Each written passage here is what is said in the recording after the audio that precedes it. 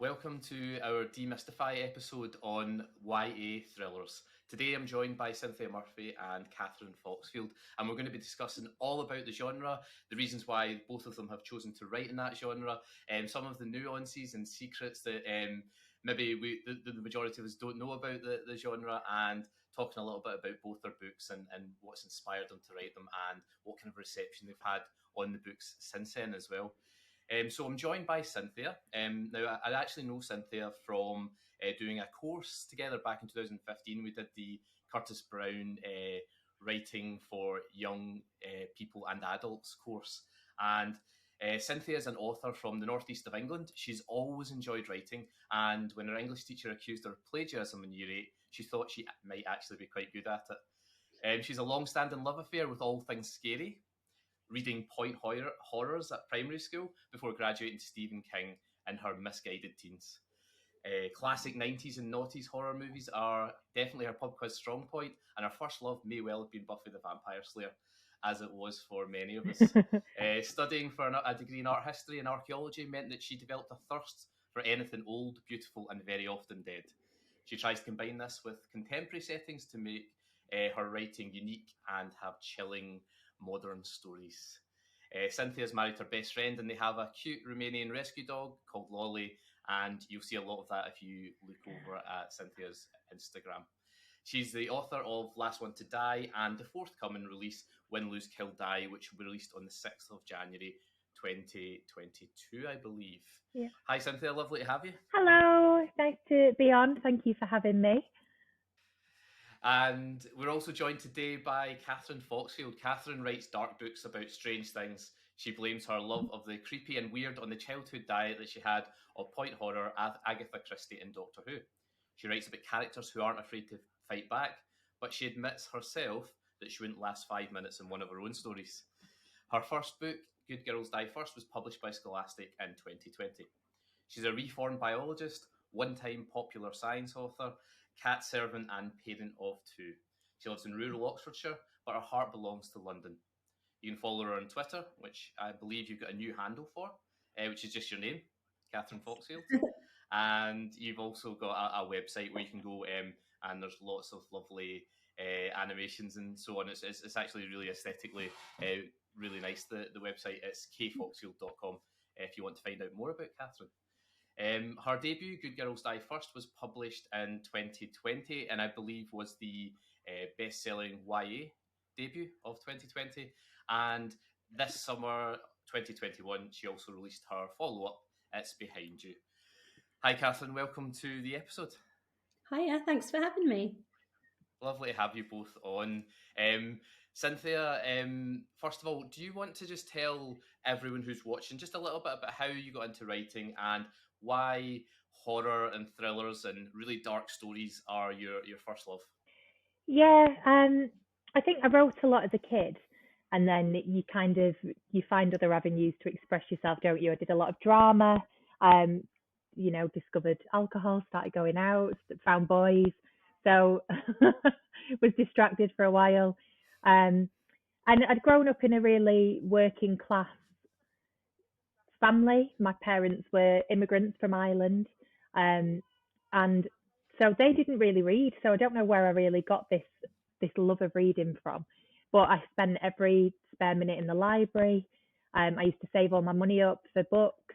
I would go into the shop and I would pick the fattest one for the money because I knew that I'd read it so fast.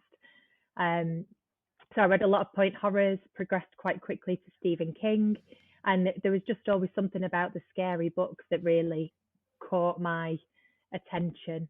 I think I lived such a nice kind of little life that it was all very, very new and different to me.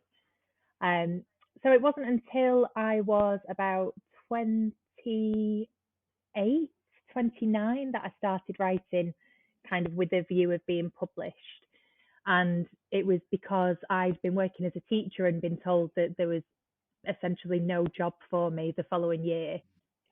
So, Kathryn, can you tell us a little bit about how you got into writing and writing weird and dark things as well? Yeah, sure. I think I had quite a long route into writing. So I started off as a research scientist and did that job for like 10 years or so. And so I didn't actually start writing until my late 20s, early 30s, when I discovered NaNoWriMo and had to go at that one year and fell in love with it. So I've always loved horror and fantasy and sort of the genre fiction side of things. And so I guess that's why I ended up writing that when I started out. I've always struggled to find adult books in these genres that I enjoy. So for every sort of Neil Gaiman I came across who I loved, I'd end up reading all these books which seemed to have these really overly violent scenes in them, often against women. And I just really struggled with the genre, fantasy in particular. And so I ended up reading a bit of YA, which I just fell in love with because the books tend to be very fast paced and I get bored very easily. So it's nice to read a book that gets to the point straight away. And while it doesn't avoid the trickier subjects, it doesn't tend to glorify them like some adult books that I've read in the past do. So yeah, I just started off when I was, I suppose, in my early 30s and did it for a hobby for quite a while, and then ended up writing what would eventually become Good Girls Die First, kind of as a bit of fun, just as a laugh, because all the fantasy I was writing wasn't going anywhere. And that was the one that got picked up by an agent and a publisher. So yeah, I've sort of put myself into a little horror writer corner now. But it's been really good. I really enjoy it. And that was the one that was shortlisted for the novel award. Was it called Yeah. Whisper Peer at the time? Yes, it was Whisper Peer, and I entered it into the Novel Award kind of just as a afterthought. I'd entered my more serious book that I thought might go somewhere, and that didn't. And then Whisper Peer did surprisingly well, and I was like, wow, I'm on the short list. And then it sort of got, I think, came as a runner-up, and got picked up by an agent straight away. And so, yeah, it was a bit of a surprise because I just wrote it for a bit of fun. But I think when you write things because you're having fun, they often turn out a lot better than the ones that you really try to make into something special and serious. Yeah, and what is it about that genre, that dark thriller horror YA area that do you think attracts people to it? Why do teenagers find the dark and the weird so fascinating? What do you think, Kathryn? It's just a bit of escapism, isn't it? It's like the real world's a pretty horrible place, and books are a safe way to explore some of the darker subjects in the world, and you can just close them if it's too much for you. So, and I just think it's exciting as well because anything can happen in a thriller or a horror. You can kind of, the characters can be put in these really terrible situations that you wouldn't want to experience in real life. But in a book, it can actually be a lot of fun to find out what's going to happen next, who's going to live, who's going to die, who's going to turn out to be the killer. So I know that's why I read it. I just enjoy it. I think it's a bit of fun. And that's interesting. You mentioned there about who's going to live, who's going to die, and so on. When I was having a look at some of the sort of other titles within the area that you both write, I did notice a lot of commonality in terms of the titles. And I know that we've chatted about this before, but for example, Cynthia, your books are Last One to Die, Win, Lose, Kill, Die. So there's a lot of sort of emphasis on that threat of death. What did you initially call your book, Cynthia, and how did they evolve to become the titles that they were? So the first one was called Creeper, which I really loved as a title, and my agent really loved it. But Scholastic wanted to kind of slot me into the same kind of market as Kathryn. And so, because Kathryn had Good Girls Die First, they wanted to kind of keep that beat and that formula and make it seem as if, if you liked this one will be kind of similar. So it was a really interesting process to see. And then the next one was called Head Girl, and it actually went into the back of my first book with a teaser chapter as Head Girl. But then as it got towards designing the cover, they said, we'd like to change it because we want to keep, again, that beat, and we want to essentially brand you, and we want people to look at this book and go, that's a Cynthia Murphy book, let's pick it up. And we went through a few name changes. I've got drafts on my computer of Head Girl, working version. And then it was called Dead Girls Can't Win, which I absolutely adored. but then that went to marketing and they didn't like the idea of dead girls in a title. So I managed to shoehorn that line into the book just because I really liked it. And it's actually made its way onto one of the marketing materials. And then we settled on Win, Lose, Kill, Die. And I didn't know if die at the end was too samey, but Scholastic seems to quite like it. So that's what we went with. It's funny because, again, when I was looking at the titles and so on, you guys are always grouped together when you do like a Waterstones or an Amazon search, whatever. It's always you two. Who else is in there? Like Holly Jackson, Kat Ellis, Sue Wallman. You seem to have this sort of the YA thriller horror corner nailed between the few of you. Do you guys chat to each other much, or are you in touch? Yeah, we talk about stuff. I think. Yeah, we're actually going on a cheeky little writing retreat, aren't we? Yeah, it's going to be good. We get to meet in person for the first time, which will be a bit of a laugh, I think. So yeah, I think both being published by Scholastic and both being debuts meant that we sort of got in touch. And every now and again, you'll see a new Scholastic author announced, and so I'll send them a message because it's kind of like a little thing that links you together, and it's nice to know who else. Yeah. Oh, that's lovely. That's nice to know, because I guess there's always I guess an aspect of author rivalry, but it's nice that you guys can sit down together and come up with really weird and creepy stuff together. Yeah, we talked about writing a book together. We're joking about it on Twitter, but I'm going to make it happen. So I don't know whether Cynthia will be happy with that, but yeah, I've already come up with. Brilliant. And obviously you both you were both published during the pandemic, unfortunately, from the point of view that you had digital sort of marketing and launches and so on, but you haven't done much in person. Are you hoping for something to happen next year? Get more in-person events? Yeah, I mean, I would love to do some in-person events. So I should, fingers crossed, have a book coming out next summer. So hopefully by then, I don't want to say hopefully COVID will be gone, because I feel that will just jinx it and it will still be here. But it would be nice to actually meet some readers and other authors as well, because it's been very sort of quiet publishing a book during all of this lockdown, and you expect to meet with the community and go to all these conferences and events, and in reality I've just been sat in my kitchen on Zoom talking to people on the internet, which isn't quite the same. With your nice selection of pot plants behind you. I know, it's the one tidy area of my house, so it's everywhere in all of my online things. And you have your first in-person launch coming up, don't you, Cynthia, in January? Yes, so I'm having an in-person launch, but it's kind of termed a friend and family launch. So even though Scholastic is kind enough to kind of help me find contacts and help organise it, it will be me kind of talking to a crowd, which is I think it's scarier when it's people that you do know. So, having friends and family there, it's a little bit, so I plan on just buying lots of wine and letting everybody have a couple of wines and buy my book. That sounds nice. Great. And they feel pressured because they're friends and family. Yeah, that sounds lovely. But I've got some school visits coming up as well, which is kind of terrifying. Which a lot of them are publicity ones through Scholastic, but it's scary. And I've been nominated for a couple of school book awards. So the Wirral Book Awards have invited me up for an author day, and they're paying for a hotel, and I get expenses, and it's just insane. Yeah, no, that's good though. I mean, I'm really excited for you, because I guess everyone dreams when they become an author of having that moment with family and friends and sort of proudly holding up your book and talking about it, and you've kind of been denied that. So I hope that you get plenty of that in the year to come.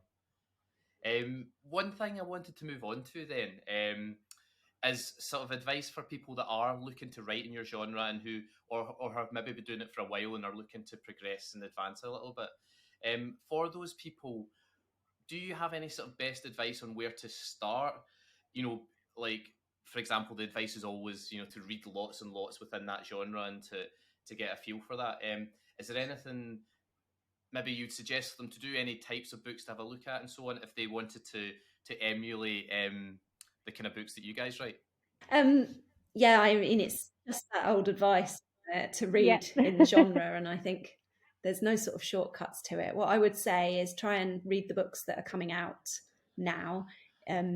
Someone good to follow would be Amy McCaw and her YouTube channel, because she just reviews a huge number of books and she's just on top of it. As is Kat Ellis, who has a newsletter. So she sort of, I follow them just to because I like them, but also because they're aware of what's coming out, and it's hard to keep track of it all sometimes. And I'd say read the books and try and read them critically and ask yourself, why did the author do this, rather than just enjoying them. And I find it useful to sometimes reverse engineer a book and try and write a synopsis based on someone else's book and sort of get an idea for how they've structured it, because plotting and structure is definitely my weak spot. So it's good to try and see how other people are doing it. But other than reading loads and trying to talk to people in the industry, if you have friends who are published authors, then I don't think there are any shortcuts, unfortunately. So over the last few years, I think, from my point of view anyway, and maybe you can correct me if I'm maybe wrong on this, but I feel like the genre really has become more prominent. There certainly seems to be more new releases in that area, and I've certainly seen a lot more marketing towards it, and obviously the readership is really high. We spoke earlier about how well your 2020 debut did, Kathryn, in terms of selling, and so obviously there's a big market for it. What do you think is the next sort of step? How do you think it's going to evolve now? This area, this genre, and what would you love to see coming through, and what would you love to read and see happening?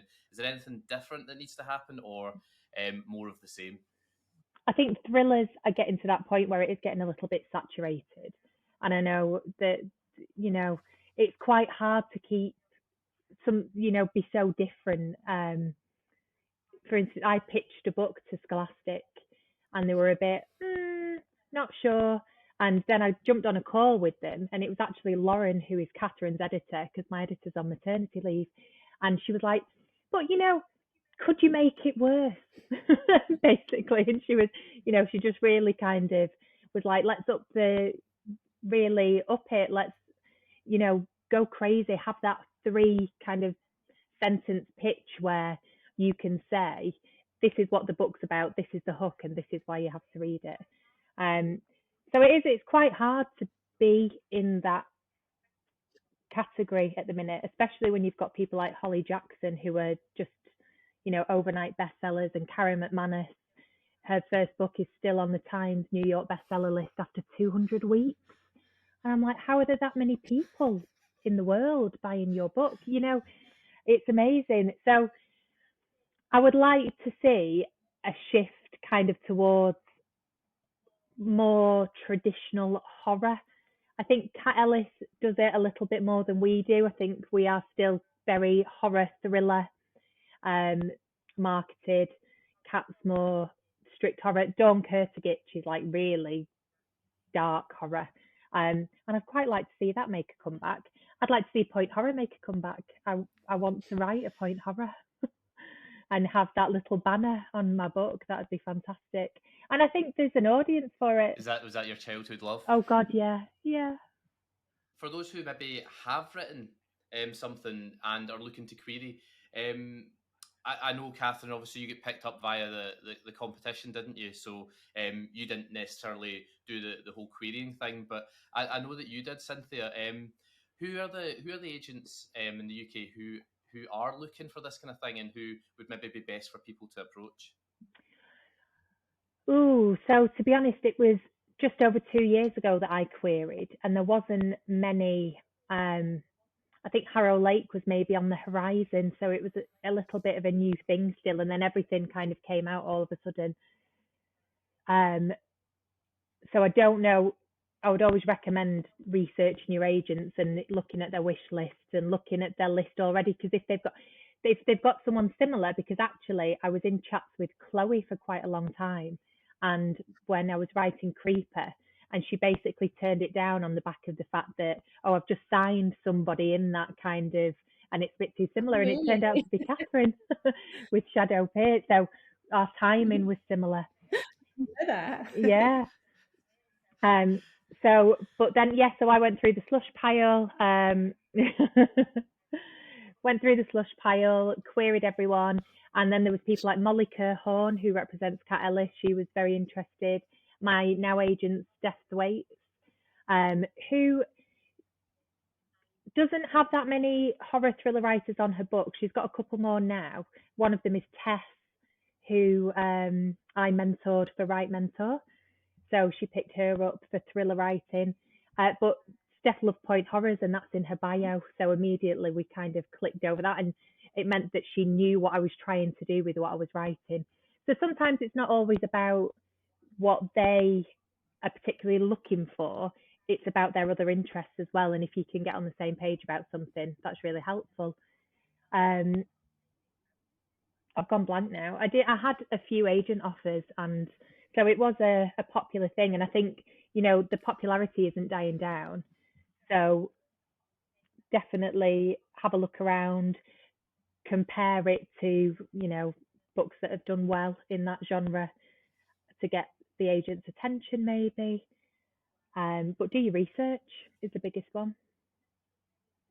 Yeah, really good advice, and thanks for listing all the people that were interested in yours, because that will help others when they come to that stage. And you mentioned something actually about how there's far more in that area at the moment. Is there a danger of things becoming a bit oversaturated? You spoke about obviously Chloe saying she already had Kathryn in her book, so she wasn't looking to take someone else in that space and so on. Do you think it's a wide and diverse enough genre that you can, there is still room for people who are currently writing, or I don't know. It's probably difficult for you to answer. You're probably like, I want to keep this space all to myself. But is there anything sort of encouraging for people who are still writing and querying in that area? Kathryn, what do you think? Yeah, I mean, obviously the sort of thriller, it has hugely grown, hasn't it, over the last few years? And I keep seeing more books picked up. I think Gina Blackstill, I can't say her name, next year has one coming out that looks really, really good, actually. So publishers are obviously still buying these books. And I think with everything in publishing, it all goes in ups and downs, doesn't it? And you just have to try and evolve with what's happening and see if you can. I think if you write something you love, then that's the most important thing, and to not try and worry too much about what else is being published, because then you just wrap yourself up in knots and it all goes wrong. I think there will always be room for new and original books. If you're writing something and you're one of these people who just types and lets it flow through you, then the chances are you're going to end up writing something that's very strongly influenced by other books that are out there already. So I would say just keep asking yourself, is this original? Is this my own idea, or is it someone else's? And I think you have to just not worry too much about the market and just write. Yeah, that's really good advice. Cynthia, did you have anything to add? Yeah, so a lot of the market decisions are made before you've even kind of queried. So if you're querying something now, there's books coming out in the next 2 years already that are planned and plotted and, paid for. So someone might already have done something quite similar to that, or have something similar coming out. And you don't know that. So, when you get those rejections, sometimes it really just is a case of that's already going to happen in a year's time. And I mean, what makes a book original? I thought the best piece of advice I ever got was write the book that you want to read. And so I tried to write a slightly bonkers but scary book that I would have absolutely adored when I was 13. And luckily, other people have kind of agreed. And I like to think of it as Riverdale. I don't pretend that it's not absolutely ridiculous, but it's really good fun. That's wonderful advice. And actually, the next thing I was going to come on to was ask about writing advice and tips, and you've already both given really good ones there. I wanted to finish off with a more sort of personal and fun question, and to ask about the creepiest thing that either you've ever written personally, or that perhaps you have read in someone else's work. So Cynthia, do you want to go first on this one? Oh, creepy. I remember my first ever manuscript that I wrote was completely different. It was like an urban fantasy, but it had these monsters that lived in the mirror. And so when you were doing something in the mirror, they would be there and they would do something just slightly off and slightly different. And I really creeped myself out while I was writing it, to the point where I was living at my mum and dad's at the time, because we had bought a house and we're doing it up. So we were in this like little loft bedroom with a tiny little bathroom. So the mirror was behind the toilet and I couldn't go for a wee. I'd freaked myself out so much that I couldn't go to the toilet and not be able to see the mirror. So I'd had to constantly go downstairs to use the other bathroom. Oh, that's a brilliant story. What about you, Kathryn? What is the creepiest thing you've written or read? I think the creepiest thing I've written was in It's Behind You, where the characters find themselves trapped in this cave underground and they're sort of going through this narrow tunnel that's so narrow they can't turn around and go back. And then they discover it's flooded, and it's like a kind of, do we keep going through the water and hope that it goes away, or will we drown? And I wrote that kind of partly inspired by the film The Descent, which I think I recommended to Cynthia and she hated, actually, but I really love it. It's just so creepy, the kind of the claustrophobia and the trapped in tiny tunnels. And so that is one of the few scenes I've ever written of my own where I've actually felt quite really uncomfortable writing it, because it's quite creepy. So I don't think I could go caving now. I think I've scared myself out of it. My hands have gone sweaty with you just describing that bit. It's a good bit. I like it. Yeah. And as you say, Kathryn, your bio, you wouldn't last 5 minutes in your own stories. So perhaps that's another bit of good advice for people writing in this genre, is to make sure that they personally are feeling that, as they write it, because then it's likely the reader would as well. Write the things that scare you. I think that is where you have to try and start from. Yeah, definitely. Thanks so much to both of you for joining me today and for chatting a little bit more about your favourite genre and a little bit about your own books and experience, and giving such valuable tips and advice for other writers who are writing in that area and who are maybe new to it and so on. Really, really appreciate that. So thanks both for your time. Thank you very much. It's been fun. Thank you for having us.